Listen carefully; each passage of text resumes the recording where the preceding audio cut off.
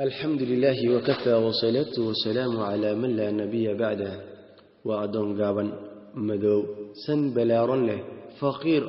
إركيسي كم مقتا ظروف لبدي سقعمت أيو كعبا بيها سعودة أمبو غرفيستا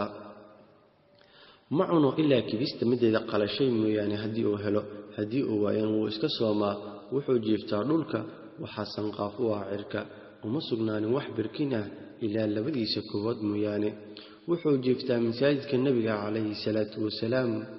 بنانكيس أيو جيفتا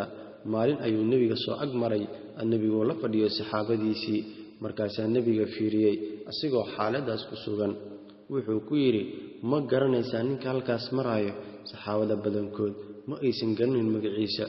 وايو هديو صو حاضرو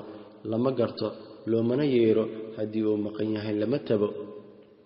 markaasi saxaabadii ku jawaabeen rasuulillaah ayu kaasoo kale magaciisa waa kuma qofka xifdinaayo nabiga ku yiri calayhi salaatu wasalaam kaasi waa Julaybiib markaasuu u dhawaaqo ku yiri Julaybiibow miyaadan guursanaynin nabiga ayuu soo fiiriyo Julaybiib markaasuu ma uusan cataabin ma uusan dhihin rasuulillaah adduun ma haysto rasuulillaah maal ma haysto rasuulillaah qurux ma haysto rasuulillaah waxaas ma uusan dhihin wax kale ma uusan dhihin wuxuu yiri rasuul ilaahayow yaa u guurnaayo Julaybiib adduunyana ma haysto maalna ma haysto jahna ma haysto waxaan iska suganayaa aakhiro ay guursanaya waayo dadku waxay wax ku qiyaasaan labada shay qofka inuu maal leeyahay iyo inuu leeyahay jah qurux badan labada shay ay wax loogu guuriyaa nabiga calayhi salaatu wasalaam uu iskaga tagay maalin labaad ay hadana kulmeen markaasuu u dhawaaqo ku yiri Julaybiibow miyaadan guursanaynin wuxuu ku yiri rasuulillaah yaa u guurnaayo Julaybiib maalna ma lahan jahna ma lahan nabigu waa iskaga tagay maalintii saddexaad ay wadana la kulmay oo ku yiri Julaybiib miyaadan guursanaynin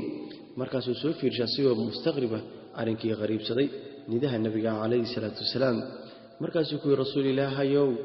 waa kuma qofku u guurnaayo Julaybiib maalna ma lahan jah muqaalna ma lahan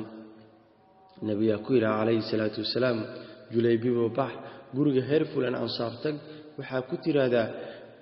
gabadhiina ii guuriya waayo waxa ay soo diray rasuulka calayhi salaatu wasalaam ina gabadhiina ii guurisaan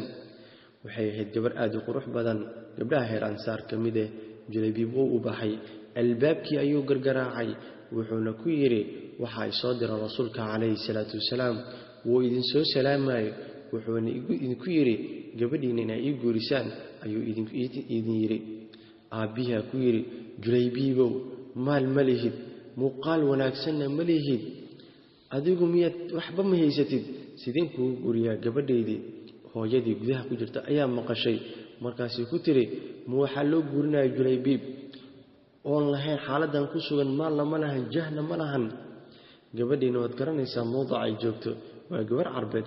gabadhii muuminadeed ayaa maqashay gabadhii caqiidadaheed ayaa maqashay gabadhii tawxiidka lahayd ayaa maqashay gabadhii quraanka iyo sunnada taqaanay ayaa maqashay markaasii ka dhawaaqday gudaha waalidkeedu u dhawaaqday kuna tiri rasuulka calayhi salaatu wasalaam qofku ii soo diray miyad cilnaysiin wallahi aniga ayaan doortay inuu zooji noqdo aniga ayaa qabalay inuu zooji noqdo waalidkii ayaa ku dhaheen war gabadhii kaale iska eeg shagligiisa kaale iska eeg dharka oo watiya maal ma lahan jahna ma lahan markaasii ku tiri wallahi ilaahay subxaanahu wa ta'ala ku dhaartay nabiga qofku ii soo diro ii soo dooray wallahi ma celinay ee hal dhiso caruuskiisa aniga ayaa diyaar u ah waxa la diyaariyay caruuskii habeenkii ayuu aqal galay asigoo ku sugan muusimkii caruuska iyo habeenkii caruuska oo ahaa xaalad wanaagsan ku sugan ayaa waxa dhawaaqay mid dhawaaqo oo ku yiri yaa khayl allah irkabi fardaha ilaahay jihaad ku xirnaayo soo baxa oo dagaal ku soo baxa cadab ilaahay subxaanahu wa ta'ala diinta ka difaaca waqtiga Julaybiib radiyallahu anhu wuxuu iskaga soo tagay gabadhii quruxda badneed ee lagu soo xaray dahabkii alaabta habeenkiisii ugu horeeyay bisha malabka ayuu ka soo dhaqaajiyay waaba asigoo gacanta filqaayo kaanama wax inay qaniin oo kaleeto wuxuu soo dhaxjeexay safafkii muslimiinta ayuu soo dhaxjeexay sida fallaar leebka ka soo baxo oo kaleeto markaasuu sufuuftiina soo dhex jeexay wuxuu tagay meeshii duulaanka ka socday wuu la dagaalamay kuwa la dagaalamay micigoodii macrakadii dagaalkii markuu dhamaaday nabigu wuu yimid calayhi salaatu wasalaam saxaabadiisa ayaa loo tiriyay meesha ku shahiiday laakiin Julaybiib cid xustay ma jirin saxaabada kamid ah nabiga wuxuu ku yiri waxaan tabay xabiibkii kan jeclaa waxay ku dheen saxaabada nabiga calayhi salaatu wasalaam ka waakee markaas nabigu ku yiri waa xabiibkaygu Julaybiib ahaa nabiga ayaa raadiyay calayhi salaatu wasalaam wuxuu helay asigoo dhiig ku dhex jiifo oo ay jaraaxayn farabadan dhaawac farabadan ay soo gaareen wajigiisina dhoobo iyo wasaq ciida ay gaareen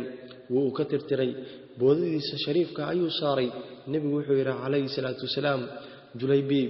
Julaybiib waxa dishay 7 gaalada kamid ah adigana ma ku dileen aniga adiga ayaa diga mid tahay anigana adiga aan kamid ahay nabigu wuu ku celiyay calayhi salaatu wasalaam muddo ka bacdi madaxiisa ayuu dhinaca midig u leexiyay oo wajigiisa ayuu dumay markaasuu nabigu ku yiri calayhi salaatu wasalaam saxaabadiisa ma garanaysaa ninkan wajigayga waxaan wajigiisa ugu leexiyay markaasuu ku dhaheen rasuulka ilaahay maxaa sabab lima markaasuu nabigu ku yiri calayhi salaatu wasalaam waxaan arkay xaasaskiisa xuuraynta ah ee isku dagaalay inay mid walba midka kale ay ka dhax gashaan meesha amburbureedka jirkiisa inta u dhaxayso waxaan gartay ninkan uu yahay nin hinaasa badan maseer badan markaasaan wajigayga ka dumay si uusan iga maseerin aqwati fil aqeeda qofka waxaynu ku dooranaynaa si walba oo jareer u yahay ama si walba oo san weyn yahay ama si walba u foolxun yahay waxaan wax ku qiyaasinaa miqyaaskeenna waa diinta kama fa'ala nabi sallallahu alayhi wasallam sidoo bar nabigeena alayhi salatu wasalam ma ku qiyaasayno qofkaani suuradiisa qofkaani qabiilkiisa laakiin waxa la fiirnaa waxay tahay diinta fadfar bidaati diin gabar yahay guurso nin akhlaaq iyo diin wanaagsan leh